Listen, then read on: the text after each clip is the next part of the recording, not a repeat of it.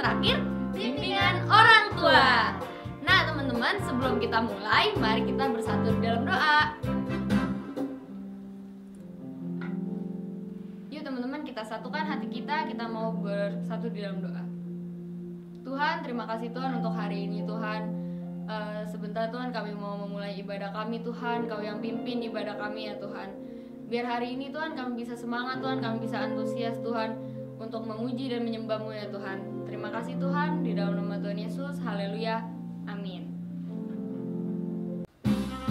Mari teman-teman semuanya bangkit berdiri, Kega Warrior, let's go! Nah teman-teman, kita mau nyanyi lagu Yesus Idolaku. Ayo semuanya kita harus semangat, pakai gerakan ya semuanya. Tiada yang dapat, tidak ada yang bisa menandinginya. Ya Yesus idolaku, kuasanya hebat, kuasanya dahsyat, dialah Tuhan. Dia Yesus idolaku. Tiada yang dapat, tidak ada yang bisa menandinginya. Dia Yesus idolaku, kuasanya hebat. Dia Yesus idolaku. Aku mau nyanyi, puji-puji Tuhanku. Yesus yang terbaik, hanya Dia idolaku. Aku mau menari di hadapannya. Yesus yang terbaik, hanya Dia idolaku. Tiada yang dapat, tidak ada yang bisa menandinginya. Dia Yesus idolaku, kuasanya hebat, kuasanya dahsyat, dialah Tuhan. Dia Yesus idolaku. Tiada yang dapat, tidak ada yang bisa menandinginya. Dia Yesus idolaku, kuasanya hebat. Dia Yesus idolaku. Aku mau nyanyi, puji-puji Tuhanku. Yesus yang terbaik, hanya Dia idolaku. Aku mau menari di hadapannya. Yesus yang terbaik, hanya Dia idolaku. Aku mau nyanyi, puji-puji Tuhanku. Yesus yang terbaik, hanya Dia idolaku. Aku mau menari di hadapannya.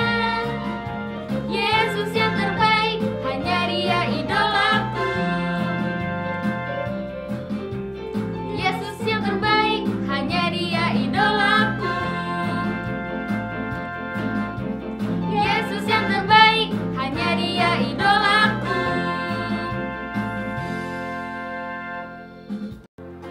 Adik-adik, kita mau siapkan hati kita. Kita mau kasih yang terbaik sama Tuhan. Kita mau dengerin firman Tuhan. Kita mau izinkan Tuhan berbicara buat kita. Yuk adik-adik, kita mau datang sama Tuhan.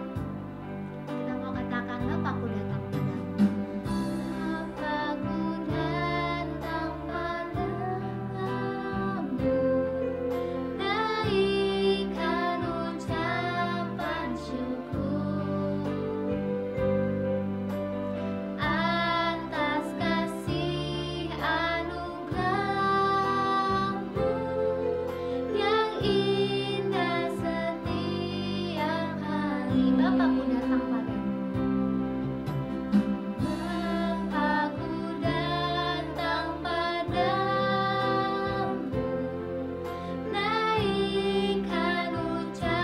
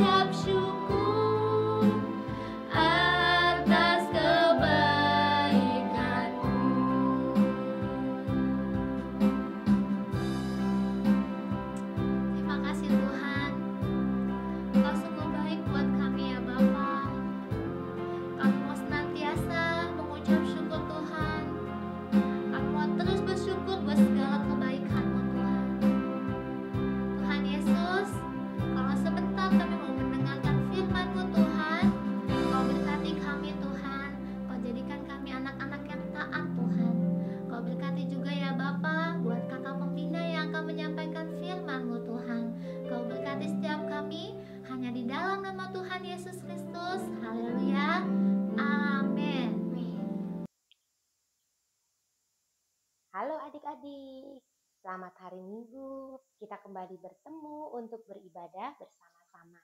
Sebelum mendengar firman Tuhan, kakak ajak yuk kita mau berdoa dulu. Mari kita berdoa. Bapa di surga, terima kasih kalau pagi hari ini kami bisa kembali datang kepadamu.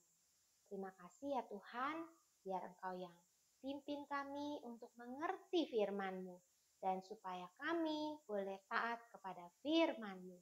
Terima kasih ya Tuhan, dalam nama Tuhan Yesus kami berdoa. Amin. Nah, Kak Mervi akan membawakan firman Tuhan. Temanya adalah hidup yang produktif. Ya, kalau diganti artinya hidup yang berbuah. Ya. Siapa di sini suka buah yang manis? Mangga, apalagi? Apel manis gak ya? Pepaya, ya, pisang, ya, tentunya kita suka dengan buah-buahan yang enak, yang manis. Demikian juga dengan hidup kita, adik-adik. Tuhan mau hidup kita berbuah yang manis, yang bisa dinikmati oleh banyak orang. Apa sih arti hidup berbuah? Ya, maksud di sini berbuah di dalam Tuhan ya. Nah, hidup yang berbuah itu adalah hidup yang penuh sukacita. Orang yang tahu bersyukur ya, enggak suka ngomel-ngomel ya. Jadi hidup yang berbuah itu hidup yang ada sukacitanya. Hidup yang berbuah apa sih?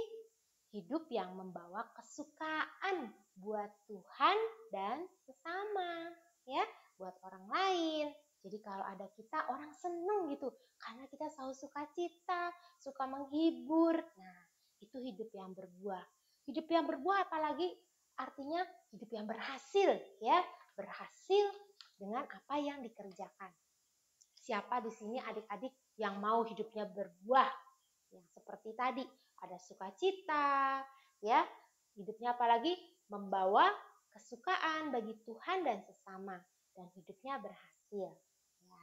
Hari ini kakak kasih tahu rahasianya ada dalam firman Tuhan.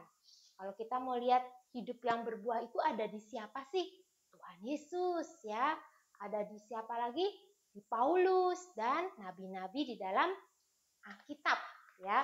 Siapa yang suka membaca Alkitab? Kalian pasti tahu orang yang berhasil, yang berbuah di dalam Tuhan. Itu siapa saja nama-namanya. Nah, di sini adik-adik, tapi ada penghalangnya. Apa sih yang membuat orang tidak bisa berbuah atau produktif? Ya, ada satu dosa adik-adik.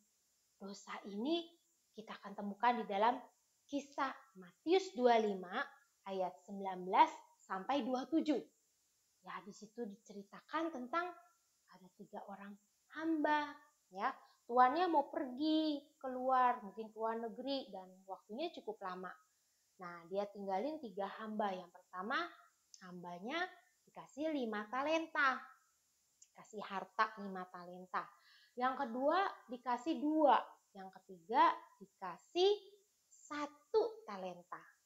Ya, masing-masing menurut kesanggupannya.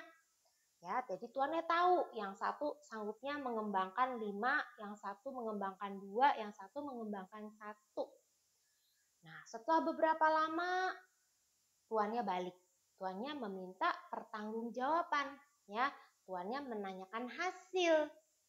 Hamba yang pertama yang dapat 5, Tuan, aku sudah berhasil mengembangkan 5 talenta itu menjadi 10. Nah, tuh, apa kata tuannya? Kita lihat di dalam Matius 25, ya.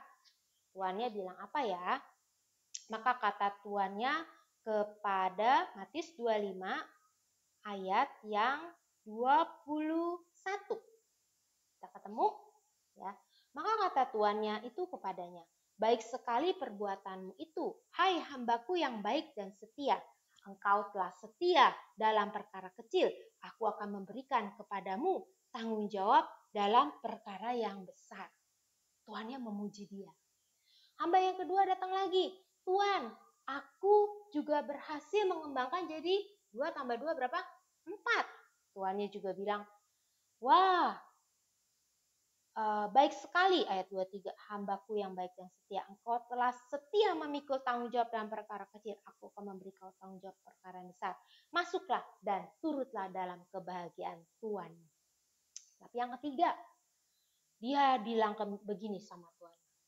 Tuhan, aku tahu Tuhan itu adalah manusia yang paling kejam. Menuai di mana Tuhan tidak menabur, memungut di mana Tuhan tidak menanam. Karena itu aku takut dan aku menyembunyikan talenta Tuhan di dalam tanah. Ini terimalah kepunyaan Tuhan. Wah, adik-adik, apa kata Tuhannya? Hamba yang kurang ajar tadi jawabnya kayak gitu, adik-adik. Dia ngatain Tuhannya dan dia tidak mengembangkan sama sekali talenta yang diberikan itu. Maka jawab Tuhannya, hai kamu hamba yang jahat dan malas. Apa? Jahat dan malas. Jadi kamu sudah tahu aku menuai di tempat di mana aku tidak menabur dan memungut di tempat di mana aku tidak menanam. Karena itu sudah seharusnya uangku itu kau berikan kepada orang yang menjalankan uang, supaya kepada orang itu aku menerimanya serta dengan bunganya.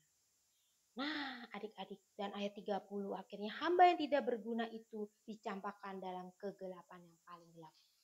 Nah, adik-adik, jadi hamba yang ketiga itu berbicara ada satu dosa yang membuat hidup kita tidak berbuah dan kita harus buang jauh-jauh setelah mendengar firman Tuhan. Dosa apa adik-adik? Tadi Tuhannya bilang apa? Hambaku yang jahat dan malas. Ya, kakak mau adik-adik paham mengenai dosa malas. Ya, apa itu dosa malas? Amsal 13 ayat 4 berkata, hati si pemalas penuh keinginan tetapi sia-sia, sedangkan hati orang rajin diberi kelimpahan. Orang yang malas biasanya tidak sadar dia malas. Orang yang malas biasanya punya banyak alasan. Ya. Nah, jadi adik-adik, orang yang malas itu selalu punya alasan. Disuruh belajar, ayo misalnya namanya Tono. Tono belajar, entar mah masih tanggung nih, lagi main ya. Lagian juga gampang pelajarannya. Orang yang malas selalu punya alasan ya. Kenapa jemuranku nggak diangkat? Wah mama, tadi kan aku nggak tahu itu hujan, jadi aku nggak angkat jemurannya. Wah selalu banyak bisa jawab, tapi nggak melakukan apa-apa. Dan malas itu dosa loh adik-adik ya. Dan dosa itu membuat kita tidak bisa dekat sama Tuhan dan juga dengan sesama ya. Orang yang malas tidak akan produktif adik-adik ya. Nah, apa yang Tuhan mau ketika Tuhan datang kedua kali? Tuhan tanya, apakah kamu sudah mengembangkan talentamu, kemampuan yang sudah aku berikan kepadamu ya? Mau jadi hamba yang mana adik-adik? Yang pertama, yang kedua, atau yang ketiga yang malas? Tentunya yang pertama dan yang kedua ya. Tuhan Yesus akan datang kembali, dia akan bertanya sama kita, sudah kembangin talentamu belum? Kemampuan yang aku berikan ya. Kakak kasih tahu ya, di sini tidak ada anak yang bodoh. Semuanya anak yang pintar, yang hebat. Karena kalian diciptakan oleh Tuhan yang hebat. Tapi masalahnya seringkali iblis menipu kita ya. Iblis sering sekali membuat kita jadi tidak sadar bahwa kita adalah anak-anak yang hebat ya.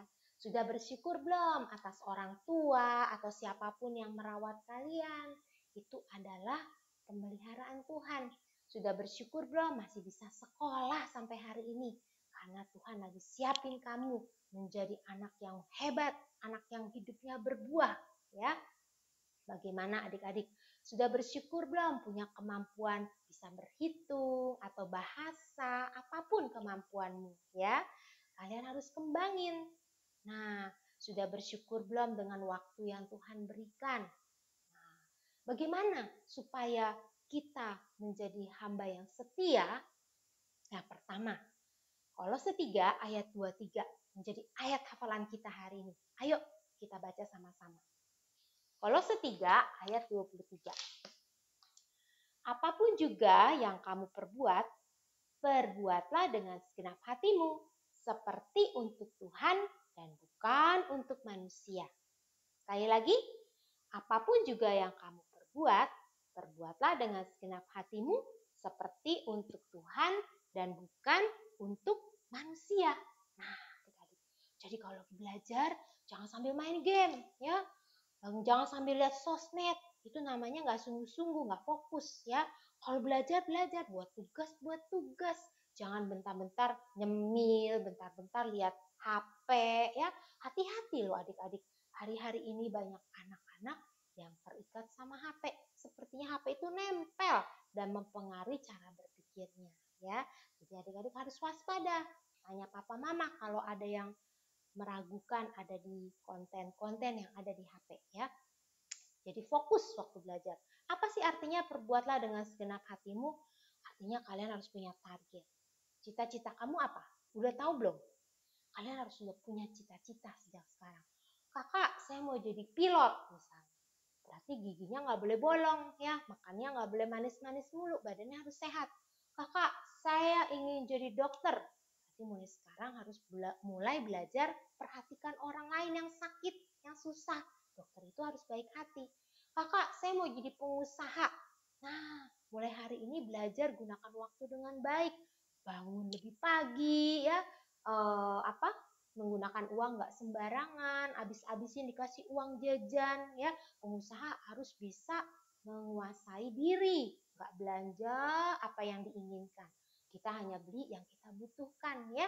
Jangan merengek-rengek mulu, minta dibeli ini itu sama orang tua, ya.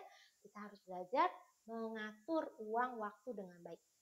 Nah, apa sih artinya perbuatlah dengan segenap hatimu? Tadi fokus waktu belajar, punya tujuan atau target. Saya ingin mencapai cita-cita saya harus belajar. Ada lagi, segenap hati itu lakukan artinya bisa membagi waktu. Siapa di sini yang kalau udah main game lupa waktu? Hati-hati adik-adik. Tuhan akan minta pertanggungjawaban waktu yang aku berikan kamu gunakan buat apa, ya? Apakah bangun pagi, lebih pagi, bisa saat teduh, itu contoh orang yang hidupnya berbuah. Dia menggunakan waktu dengan yang baik sekali, ya. Memulai hari bersama Tuhan. Itu adalah contoh menggunakan waktu dengan baik. Adik-adik, siapa di sini yang mau jadi orang yang produktif dan berbuah? Kalian harus melakukan segala sesuatu dengan segenap hatimu seperti untuk Tuhan. Kalau belajar ya sungguh-sungguh belajarnya. Kalau bantu orang tua di rumah, bersih-bersihin rumah, disuruh jaga adik, harus bersungguh-sungguh. Tidak sungut-sungut, ya. Selalu mengucap syukur, ya. Nah, ingat ayat hafalannya, lakukan segala sesuatu seperti untuk Tuhan. Waktu belajar, waktu bantu orang tua, waktu melayani Tuhan, ya. Kalian harus lakukan dengan segenap hatimu, ya. Artinya kita mengasihi Tuhan. Ketika kita sungguh-sungguh, kita berkata begini, Tuhan, aku lakukan ini karena aku mengasihi Engkau, ya. Kalau aku beribadah hari ini, karena aku mengasihi Engkau, aku ingin dengar suaramu. Kalau aku mengalah sama adik, karena aku mengasihimu. Aku gak mau engkau sedih, ya. Jadi apapun yang kita lakukan dengan segenap hati karena mengasihi Tuhan, ya. Ingat, untuk mau jadi hidup produktif, kita harus contohnya kita harus fokus, ya, dalam melakukan apapun, contoh belajar. Kita harus punya tujuan, ya. Punya tujuan, saya hidup buat apa, ya? Saya melakukan ini buat apa, ya? Kalau nggak jelas jangan dilakukan. Yang ketiga, kita harus bagi waktu dengan baik. Gunakan waktu dengan baik, ya. Karena Tuhan berjanji, ya. Jikalau kamu di dalam aku dan aku di dalam engkau, kamu akan berbuah, ya. Maksud di dalam Tuhan artinya kita selalu dekat sama Tuhan dan taat melakukan perintahnya, ya. Seperti lagunya bilang apa? Yesus pokok kita caranya, tinggallah di dalam Dia, oh tinggallah di dalam Dia, oh tinggallah di dalam Dia, pasti kau berbuah. Terus tinggal di dalam Tuhan, ya. Lakukan segala sesuatu dengan segenap hati seperti untuk Tuhan. gunakan waktu yang Tuhan berikan dengan baik, talenta yang Tuhan berikan, supaya hidup kita boleh berbuah bagi kerajaan Allah. Ya, jangan lupa ayat hafalan ini dihafalkan. Ya, kita mau berdoa, adik-adik. Mari kita mau berdoa. Bapa di surga, terima kasih Tuhan buat firman-Mu. Aku mau Tuhan hidupku produktif. Aku mau Tuhan hidupku berbuah. Aku mau Tuhan menjadi kesukaan-Mu dan menjadi berkat bagi sesama. Tolong aku ya Tuhan. Ketika belajar aku bisa fokus. Aku bisa bangun lebih pagi, mengatur waktuku, dan melakukan segala sesuatunya dengan sukacita, dengan segenap hati, karena aku mengasihi Engkau. Terima kasih ya Tuhan, Engkaulah teladanku untuk hidup berbuah. Terima kasih Bapa, di dalam nama Tuhan Yesus, kami sudah berdoa. Mari adik-adik kita mau terima berkat Tuhan. Terimalah berkat dari Allah Bapa yang mengasihi kita. Terimalah cinta kasih dari Tuhan Yesus yang sudah menyerahkan hidupnya bagi kita. Dan terimalah penyertaan dari Roh Kudus yang akan menyertai hidup kita, menyertai hidup adik-adik kemanapun kamu berada, sehingga kamu menjadi saksi yang memuliakan nama Kristus. Dalam nama Tuhan Yesus, yang percaya berkata, amin. Ya, selamat hari Minggu. Tuhan Yesus memberkati. Kega Warrior, let's go. Dadah.